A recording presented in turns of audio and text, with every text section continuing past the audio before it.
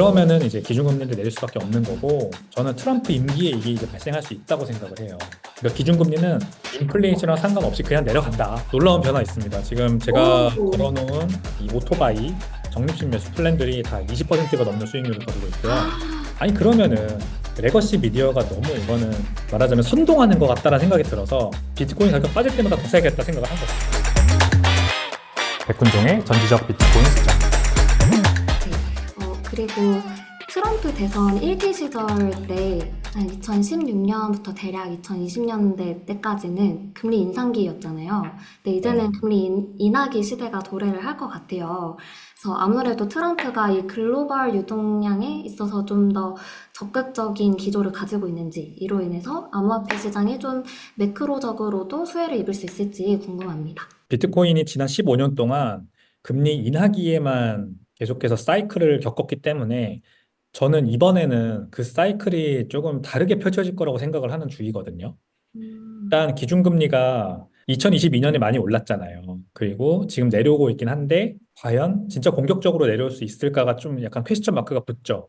음, 왜냐하면 인플레이션이 만약에 진짜 트럼프 때문에 조금 그 물가가 올라간다. 그 고율 관세 때문에 물가가 올라간다. 그러면은 연준 입장에서 기준금리를 공격적으로 내리는 게 좀 부담스러워지니까 지금 현재 상태 4% 후반대 기준금리 또는 내려도 3% 후반대까지밖에 못 내리고 그 정도에서 계속 트럼프 임기 내내 이어지지 않을까 이런 걱정을 지금 하거든요. 아, 네네. 그러면은 아무래도 이제 제로 금리로 내려오던 스탠스였던 지난 15년간은 좀 이 비트코인에 들어오는 유동성의 양상이 좀 달라진다. 우리가 한번 아, 예상해 볼 수는 있을 것 같아요. 근데 음, 그거는 그럴 가능성이 하나가 있는 거고요. 네네. 다른 가능성 하나는 뭐냐면 그냥 똑같이 비트코인의 대규모 유동성에 들어오면서 역시 지난번 세 번의 반감기 때와 마찬가지로 크게 거품이 한번 생겼다가 꺼지는 식으로 또 음, 이번에도 반복된다라고 할 수 있는 거죠. 이 가능성도 저는 똑같이 반반 있다고 생각을 해요. 오, 왜냐하면 이 연준은 반드시 인플레이션이나 아니면은 인플레이션 때문에 높은 수준의 기준금리를 유지할 수는 또 없어요. 그쵸, 맞습니다. 그게 불가능해요. 음, 그게 이제 고용률이랑도 연관이 있고, 네, 네, 그쵸. 미국이 만약에 지금은 노랜딩 같긴 하지만 좀 몇 개월 앞으로 가면서 이제 실업률이 올라가고 경기가 침체로 들어간다는 게 나오면은 음, 그러면은 어쩔 수 없거든요. 기준금리 내려야 돼요. 네, 게다가 그것보다도 더 앞서서 일단 은행의 앰플 리저브라고 하는 게 있어요. 미국 전체 시중은행들이 가지고 있는 잉여 자산, 충분한 유동성 이렇게 표현을 할게요. 충분한 유동성. 그러니까 은행들끼리 예를 들어서 연필이님이 신한은행 계좌에서 월급 통장을 열어서 25일이 되면 월급을 거기로 받으신다 해볼게요. 저는 하나은행의 계좌에 월급을 받아요. 그러면은 하나은행과 신한은행이 다 25일이 되면은 대규모 돈이 들어올 거 아니에요. 네. 그 돈은 어디서 올까요? 또 다른 은행에서 오겠죠. 아, 네, 네, 네. 그 기업이 연필이님한테 월급을 주는 저한테 월급을 주는 기업들이 법인 통장을 가지고 있는 그 은행에서 출금되는 걸 거 아니에요. 네, 맞습니다. 그게 이제 어떤 특정 일이 되면 그렇게 대규모 자금이 빠져나가고 들어오는 일이 매일매일 반복되거든요, 이 은행들은. 음, 그래서 아주 그런 것들을 다 미리미리 계산해 놓고 적정한 수준의 이 은행 잔고를 가지고 있는 게 굉장히 중요하거든요. 음, 그거를 연준이 다 계산할 수가 없어요. 무슨 말인지 아시겠죠? 연준은 아예 계산 자체를 할 수 없어요. 어떤 은행이 어떤 날 돈이 모자랄지, 그래서 어떤 은행이 어떤 날 돈이 남아돌지를 모른다는 거죠. 어, 그래서 어떻게 하냐면 이 은행들이 자기들끼리 오버나이트 론이라는 걸 해줘요. 하루짜리 단기 대출을 해줍니다. 음, 우리가 신한은행인데 돈이 오늘 너무 많이 빠져나갈 것 같아. 그러면은 앵꼬가 나면 안 되잖아요. 그래서 네. 옆은행에서 돈을 빌려와요. 그럴 아하. 때 돈을 하루짜리 금리를 내고 빌려오는데 그 금리가 기준금리예요. 무슨 말인지 아시겠죠? 아, 네, 네, 네. 연준의 기준금리가 거기에 적용됩니다. 아하. 그러면은 이게 너무 높으면 음, 은행들이 돈 거래를 하기가 부담스럽잖아요. 그쵸. 지금 그 부담되죠. 상황이거든요.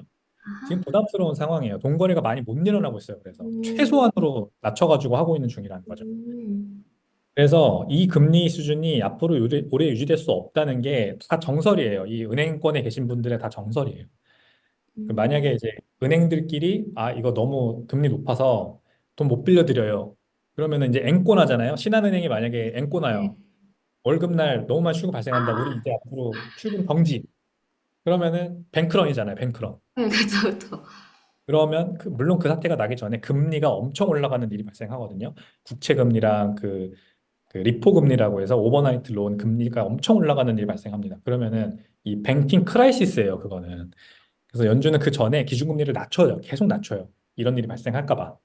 그것 때문에 저는 기준금리가 내려올 거라고 생각해요. 아, 구조적인 상황이 좀 영향이 크네요. 구조적인 네. 영향이. 이제 고금리를 오래 유지했잖아요. 제로 음, 금리에서 5%대 금리 올리고 지금 2년, 3년 계속 유지를 하고 있잖아요. 그래서 네네. 벌써 이 은행권의 유동성이 조금 좀 안 좋은 상황이고 그리고 시중에 아무튼 돈이 다 말라 있어요, 지금. 근데 이게 부동산에도 모기지 시장에도 부작용이 나올 수 있고 자영업자들 이제 그 대환 대출할 때 지금 받아놓은 대출 새로 올라간 금리로 만약에 대환 대출할 때 이제 높은 금리 때문에 이자 비용 올라가고 막 이러면서 경기도 안 좋아지고 이런 일이 이제 발생할 수 있거든요. 지난 2, 3년 동안 버텼지만 그러면은 이제 기준금리를 내릴 수밖에 없는 거고 저는 트럼프 임기에 이게 이제 발생할 수 있다고 생각을 해요. 그러니까 기준금리는 인플레이션과 상관없이 그냥 내려간다. 아, 네. 가능성도 있어요. 50대 50. 아, 그러면은 똑같을 거예요. 막 주식 시장 날라가고 비트코인 음, 날라가고 그러면서 거품 크게 쌓이다가 또 크래시 오는. 안 되겠습니다. 빨리 은행에 스파이를 둬야 될 것 같아요. 은행 다니시는 분들 혹시 주변에 있으시면 한번 진짜 얘기해 보세요. 네. 한번 이 진지하게 얘기 자세하게. 이야기해보면 재밌을 것 같습니다. 네. 또 과거도 되게 궁금한 것 같은데요. 2016년 이제 트럼프 대선 당선 시, 그리고 2020년 바이든 당선 시에 각각 그때 비트코인 상황은 어땠었나요? 2016년도에는 이제 2017년도 말까지 가는 불장의 어떤 초입이었어요. 그러니까 훨씬 전이었어요. 음, 비트코인에 대한 관심 자체가 굉장히 적었고, 음, 그다음에 아는 사람 자체가 많이 없었기 때문에 이 대선 전국에서 비트코인 자체가 언급되거나 어떤 한 축을 담당하거나 이런 것도 전혀 없었고, 음, 그다음에 트럼프 자체도 비트코인을 굉장히 그때는 안 좋게 보는 사람이었거든요. 아, 그렇기 때문에 이 2017년 불장과 미국 대선과의 연관성이 이렇게 사실 찾아보기가 좀 어려웠고요. 음, 2020년도에는 바이든 대통령이 당선될 때 이제 막 시작했을 때 코로나 네, 팬데믹 맞습니다. 한창이었잖아요. 네, 맞습니다. 그래서 다들 비트코인이고 뭐고 다 필요 없고 그냥 현금 가지고 있는 게 최고다라는 인식이 되게 강했거든요. 음, 근데 음, 그래서 이제 돈을 못 버시는 분들이 너무 많았죠. 왜냐면은 이제 전 음, 세계 중앙은행들이 역사상 찾아보기 힘든 전례를 찾아보기 힘든 무제한 양적 완화를 천명을 하면서 경기를 살리려고 해서 네, 주식시장과 비트코인이 날아갔잖아요. 네, 맞습니다. 그렇기 때문에 이제 현금 가지고 버티시던 분들이 오히려 좀 돈을 못 번 그런 상황이었어요. 네, 음, 그때도 그래서 이 2021년이 돼서야 비로소 음, 비트코인에 대한 관심 그리고 비트코인 가격이 그때 막 6만 불까지 올라가고 막 이러니까 3만 불이었던 게 6만 불까지 올라가고 막 이러니까 21년 초에 어 메타버스 그다음에 NFT 이런 것들로 이제 관심도가 옮겨가면서 21년도 불장까지 쭉 가는 그런 큰 대세 상승장이 이어졌었죠. 근데 음. 바이든 그때 당시 대선도 바이든 후보 당시 후보와 트럼프 후보 자체가 비트코인을 가지고 어떤 아젠다를 가지고 충돌한 적도 없었고 아예 관심 대상이 아니었어요 그때도. 아, 그렇군요. 그러면 그때 조금 비트코인에 반감을 가지고 있었던 트럼프가 지금 이렇게 좀 친암호화폐적인 기조를 가지게 된 계기가 있을까요? 이제 그 21년도에 대세 상승장 비트코인 가격 6만 9천 불 가면서 그때 미국에서 이 로비와 어떤 산업의 형성과 이런 것들이 굉장히 커졌거든요. 아, 미국뿐만이 아니라 전 세계적으로. 그 비트코인의 짧은 역사를 놓고 보면 2020년, 21년 요 불장이 산업 생태계가 커지게 만든 아주 중요한 마일스톤이었던 것 같아요. 그래서 본격적으로 이 돈을 번 비트코인 관련 기업들이 정가에 로비를 하기 시작하면서 그 대표적인 주자가 누군지 아세요? 바로 FTX의 샘 뱅크먼 프리드예요. 이 진짜요? 사람이 민주당에 엄청난 정치 자금을 후원을 했고요. 2020년 그 대선 때도 그랬고, 그 다음에 그 뒤에 있었던 그 하원 총선에서도 그랬고, 백기사를 자처를 했죠. 내가 암호화폐 산업의 어떤 백기사로서 이 미국의 정가에 눈에 들어서 내가 이 빨리 암호화폐 규제 같은 거 다 철폐하게 하겠다라는 식으로 자기가 나서서 막 했었거든요. 근데 그게 먹혔었어요. 실제로 먹혔었고, 많은 정치인들이 그래서 그때 미국의 상원, 하원의 정치인들이 이 암호화폐에 투자하게 되는, 그리고 이 지능법 같은 거 법을 만들어서 본격적으로 발의를 하게 된 계기가 됐었죠. 그게 음. 트럼프가 이제 본격적으로 원래는 생각이 없었던 사람인데, 그리고 이 굉장히 비트코인을 안 좋게 보던 사람이었는데 생각을 바뀌게 된 첫 번째 단초가 됐을 것 같아요. 음. 근데 더 본격적으로 이제 비트코인을 찬양하게 된 계기는 뭐냐면, 이제 2기에 도전을 하면서, 그러니까 2기에 도전은 2020년도에 했지만 그땐 여전히 반대 입장이었고, 이번에 24년도 대선 때 이 본격적으로 대선 주자 레이스를 펼치면서 누구랑 경합을 펼쳤냐면 이 비백 라마스왑이라든지 로버트 케네디 주니어라든지 이런 친 비트코인 성향의 인사들과 경선 때도 그렇고 또 대선 때도 그렇고 계속해서 경합을 펼치면서 이제 얘기를 나누게 된 거예요. 그러다 보니까 트럼프 쪽에, 이제 공화당이죠. 공화당 쪽의 지지층이 암호화폐 쪽과 많이 접점이 있구나라는 걸 알게 된 거예요. 아. 특히 우리가 서두에 얘기했듯이 젊은 층이 지금 이제 블루 칼라 계층, 그리고 젊은 네네. 계층이 좀 약간 너무 중앙화되고 너무 테크노크рат들에 음. 집중되고 화이트 칼라 스마트 계층에 집중되는 민주당이 피곤함을 느끼고 공화당의 지지로 넘어오고 있었던 중이란 말이죠. 그러니까 이 트럼프가 그 표심을 잡기 위해서 암호화폐는 괜찮네, 약간 이렇게 아. 음. 턴어라운드를 했는데, 그래서 음. 자기가 자기 밈코인도 발행하고 막 이랬잖아요. 그리고 아 디파이 같은 맞습니다. 것도 자기가 만들었고 막 이랬잖아요. 아다라고 네. 나다라고. 네. 근데 거기까지만 갔으면은 그냥 아예 뭐 선거 이기려고 표 좀 얻으려고 그냥 인기 영합주의적으로 했겠구나라고 했는데, 이제 비트코인의 가치를 아는, 진짜 비트코인의 가치를 아는 사람들과 친해지게 된 거죠. 아. 마찬가지예요. 저도 알트코인으로 단타 치고 거래소에서 일해보면서 이 산업에 들어오고 나니까 비트코인을 접했듯이, 음. 트럼프도 지라고 하면 안 되죠. 네. 자기 뭐 밈코인도 발행해보고, 그다음에 음. 암호화폐 그 투자자들에게 듣기 좋으라고 막 이렇게 선거 유세도 하다 보니까 음. 비트코인에 대해서 알게 된 거고, 그러다 보니까 비트코인 컨퍼런스에도 가게 된 거고, 그래서 비트코인은 석유 같은 거라는 생각까지 하게 된 거죠. 아하.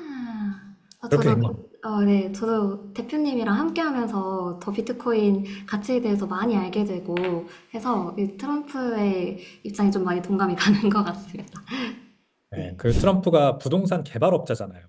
네, 그 맞습니다. 사람의 그 사람의 출신은 부동산 개발이기 때문에 희한하게 이쪽 비트코인으로 나중에 이제 저희처럼 암호화폐 먼저 이렇게 건드려 보다가 비트코인으로 넘어가는 사람들 말고 바로 비트코인으로 오시는 분들 중에 이 부동산 쪽 일하시던 분들이 되게 많아요. 오, 이유가 있나요? 왜냐하면 부동산은 이제 대표적으로 장기 투자, 부동산은 뭐 아, 주식처럼 빨리빨리 거래할 수가 네, 없잖아요. 그쵸. 강제 장기 투자를 사이클도, 네. 하면서, 예, 어떤 오랫동안 가지고 있으면은 가치가 오르고 돈을 버는 사람들이 많다 보니까 장기 투자 롱텀 마인셋이 이미 다 박혀 있는 사람들이 많단 말이죠. 음, 비트코인은 이제 조금만 공부해 보면은 아, 이거는 오래 투자할수록 돈 버는데 되게 좋은 거구나. 그냥 다른 음, 암호화폐들처럼 단타 쳐가지고 이렇게 돈 버는 그런 게 아니구나라는 걸 알게 되는 거죠. 아, 직관적으로 알게 되는 거예요. 이번에는 투자 이야기를 좀 나눠볼까 하는데요. 최근에 그 대선 직전에 조금 조정이 있었잖아요. 아무래도 좀 불확실성 때문에 그런 경우가 생겼던 것 같은데, 그 단기 조정 시에 저는 바이더 딥을 했었습니다. 그래서 바이더 딥을 하셨던 분들은 이제 대선 결과가 막 나오면서 좀 또 성과가 많이 개선이 되셨을 것 같아요. 그리고 네. 대표님께서도 지금 바이더 딥 계좌를 운영을 하고 계시잖아요. 네. 그래서 대선 직전이랑 그리고 지금까지 좀 뭔가 놀라운 변화가 있었나요? 놀라운 변화 있습니다. 지금 제가 오, 걸어놓은 이 네. 오토바이 적립식 매수 플랜들이 다 20%가 넘는 수익률을 거두고 있고요. 아, 진짜요? 저는 그 대선 불확실성이 커질 때, 그러니까 경합이다, 네네. 해리스가 이긴다, 뭐 아, 이런 미디어, 말하자면 저는 레거시 미디어가 해리스 당선 가능성이 높아지고 있다라는 뉴스가 점점 많이 나올수록 오히려 비트코인을 더 샀어요. 되는 대로 계속해서 샀기 때문에 그게 참 비트코인 가격이 되게 투명한 것 같아요. 그러니까 앞으로 선거 결과가 어떻게 되냐가 비트코인 가격에 그대로 투영됐잖아요. 근데 네. 그 지난 몇 월 달이었죠? 7월 달이었나요? 그 트럼프 총 맞았을 때 그때 네네네. 비트코인 가격 팍 올라가는 거 보면서 음. 그때 이거 대선 결과가 비트코인 가격과 아주 밀접하게 연관이 있겠구나라는 걸 알았고 비트코인 가격이 음. 한번 이제 트럼프 당선 가능성이 폴리마켓에서 굉장히 커지면서 폴리마켓 그 도박사들 사이트죠. 비트코인 그 트럼프와 해리스가 원래 이렇게 쭉 경합으로 가다가 트럼프가 우세로 확 올라가는 게 한 번 있었어요. 그때 비트코인 가격이 한번 많이 오르더라고요. 어허. 그래서 이건 비트코인 가격이 올라가는 것 자체가 그냥 트럼프 당선 가능성이 큰 거다. 그리고 음. 트럼프가 진짜 당선되면 비트코인 가격이 많이 올라가겠다 생각을 할 수밖에 없었죠. 음. 근데 한번 이렇게 그래서 이제 조정이 또 왔잖아요. 이제 대선 결과 나오기 직전에 며칠 동안. 그때 왜 그랬냐면 이 레거시 미디어가 계속 해리스 당선 가능성을 막 나팔수 역할을 하면서 계속해서 했거든요. 아. 근데 폴리마켓 결과는 그래도 계속해서 트럼프가 우세로 날아가는 중이었어요. 그리고 비트코인 가격은 6만 뭐 8천 불 이 정도 선에서 많이 빠지지 않고 계속해서 유지가 되더라고요. 아니 그러면은 레거시 미디어가 너무 이거는 말하자면 선동하는 것 같다는 생각이 들어서 비트코인 가격 빠질 때마다 더 사야겠다 생각을 한 거죠. 아하. 와, 너무 그래서 잘하시네요. 샀더니 아. 잘 됐죠, 결과적으로. 음, 그래서 어쨌든 대표님께서는 DCA의 중요성에 대해서 항상 언급을 해주시는데 아무래도 일반 투자자분들은 이렇게 단기 조정이 있을 때 바이더 딥을 하는 데 있어서 좀 어려움이 있으실 것 같아요. 그래서 조금 이런 DCA를 해야 하는 이유, 그리고 DCA를 혼자 하기보다 함께 하면 좋을 이유에 대해서도 같이 소개해 주시면 좋을 것 같습니다. 일단은 비트코인 가격이 어떻게 움직일지는 우리가 아무도 몰라요. 너무 우리가 비트코인 가격이 지난 세 번의 반감기 사이클에 이렇게 됐으니까 뭐 이 정도 지점에는 이렇게 되지 않을까라고 예상하는 거는요. 선무당이나 할 수 있는 일이에요. 선무당? 아니면 자리를 제대로 깐 무당만 할 수 있는 일이지. 네네. 그리고 그 무당들이 반드시 맞으리란 법도 없듯이 우리가 그냥 재미로 점을 보는 거잖아요. 그런 예상은 그래서 그냥 재미로만 그냥 하는 게 좋아요. 그래서 대규모 자금을 운용하시는 분들, 뭐 내 자산의 아주 많은 프로포션을 운용하시는 분들이 계획을 세우시죠. 지난 세 번의 반환기를 보니 내년 연말쯤에 이제 정고점을 뚫고 완전히 신고점을 형성해서 그 마지막까지 갈 거로 예상이 되는데 그러면은 나는 한 내년 한 10월쯤에는 이제 엑시트하고 나오는 목표로 지금 플레이를 한다. 그런 식으로 이제 계획을 세우시는 분들. 그렇게 안 되면은 그럼 어떻게 할지에 대한 컨틴전시 플랜이 있어야 됩니다. 그렇게 안 됐을 때 멘탈이 엄청 무너질 거거든요. 그쵸. 엄청 무너집니다. 큰일 납니다. 그러면 진짜. 그래서 내가 잘못 생각했나 보다 하고 파는 순간 또 오릅니다. 그리고 그렇게 올라가는 거 보면서 포모가 찾아와서 또 그러면 심리가 이 말도 못해요, 진짜. 음. 그러면서 추격 매수를 하다가 그때부터 가격이 빠지기 시작하면 또 두 번 데이는 거죠. 음. 그렇게 안 되려면은 그냥 무지성으로 계속 꾸준히 적립식으로 사는 게 제일 좋아요.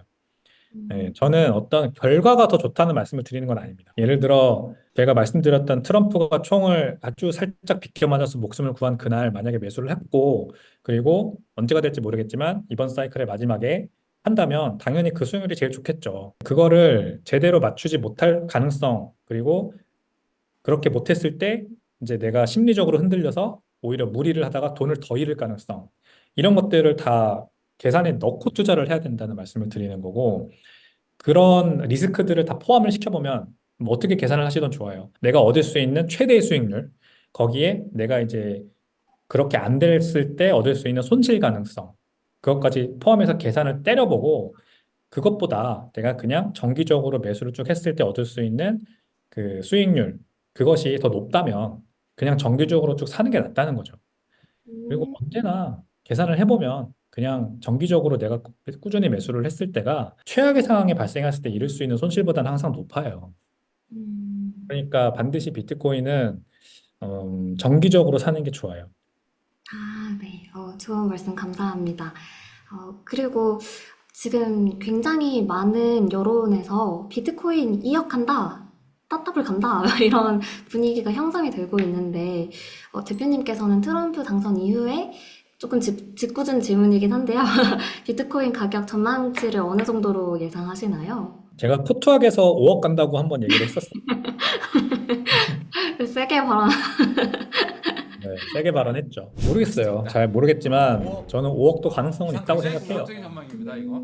왜냐하면 우리가 이제 비트코인 가격이 어떤 요소 때문에 올라갈까를 생각을 해봐야 되는데 이번에는 기관 자금이 많이 들어올 수 있다고 생각하거든요. 기업과 기관 자금이. 아, 네, 지난 세 번의 반감기는 역시 그래도 뭐 소규모 기관이라도 소규모 기관이나 아니면은 이제 개인이 주로 주도를 했던 뭐 음, 상승장이었다 생각이 들고 이번에는 비트코인 ETF도 있고 ETF 기반 옵션도 나올 예정이고 그 음, 두 가지가 이제 기관 자금을 크게 좀 많이 유동성을 가져올 수 있다면 예년보다 더 큰 가격 상승이 나올 가능성도 있어서 5억까지도 갈 수 있다. 뭐 이렇게는 생각은 하고요.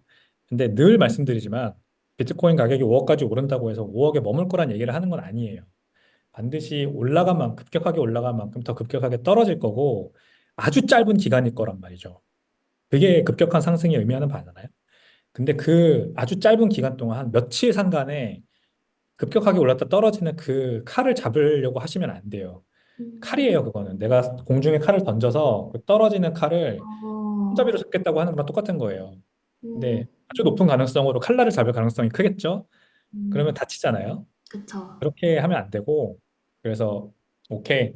이번에 뭐, 많은 기관들이 참여를 해가지고 가격이 많이 오를 수 있겠지만, 그거는 내가 노린다고 해서 얻을 수 있는 그런 수익은 아니라고 생각을 하고, 그냥 그동안 그 큰 가격 상승이 나오기 전에 비트코인 개수를 최대한 많이 불려놔야겠다. 그러니까 원화채굴. 내가 지금 하고 있는 일 열심히 해서 월급 많이 늘릴 수 있도록 집중하고 월급만으로도 부족하다면은 뭐 다른 부업 같은 걸 해가지고 더 많은 돈을 벌 수 있는 방법을 궁리해서 말하자면 내 현금 흐름을 늘려서 비트코인을 더 많이 사는 데 집중을 하는 게 제일 좋지. 그 타이밍 딱 잡아가지고 이렇게 트레이딩 하려고 하면 안 되는 거예요. 그 말씀 드리고 싶어요. 아, 네. 또 동시에 또 비트코인 펀다멘탈에 대한 공부도 꾸준히 해야 되는 것 같습니다. 그렇죠. 이번에는 투표 문화 관련 좀 여담을 나눠볼까 하는데요.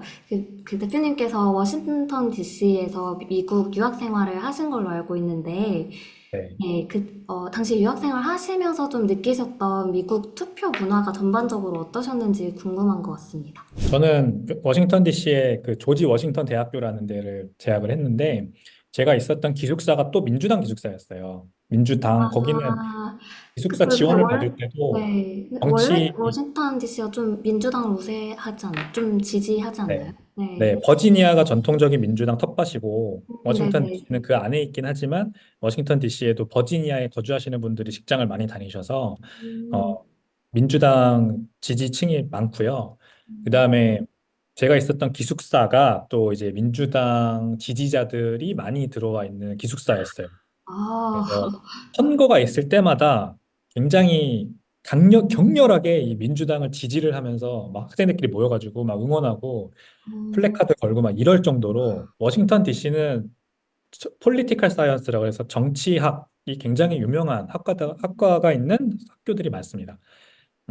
제가 다닌 조지 워싱턴 대학교도 폴리티컬 사이언스 전공이 미국 내셔널 랭킹 5위권 안에 들어가는 굉장히 정치학이 유명한 학교고요. 정치 외교학. 일단 5분 거리에 백악관 있고, 그리고 거기서 좀만 더 가면은 국회의사당 있고, 네. 그다음에 그 안에 저희 학교가 있는 노스 웨스트라고 하거든요. 워싱턴 DC를 원으로 본다면은 이제 북쪽에 있는 지역.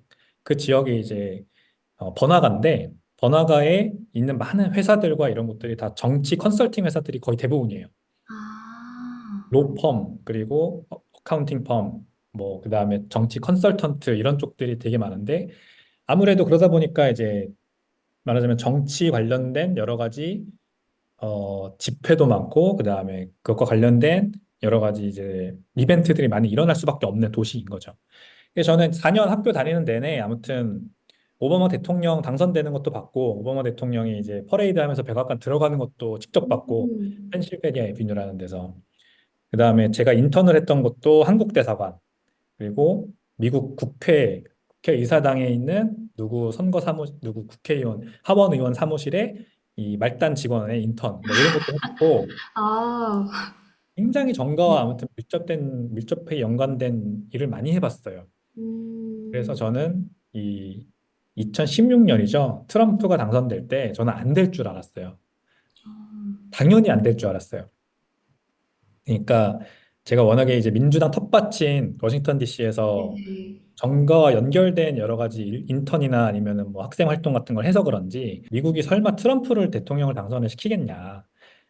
오바마 대통령이 두 번이나 임기를 했고 그 다음에도 또 민주당이 차지할 거라고 생각을 했던 거죠. 그냥 아, 자연스럽게.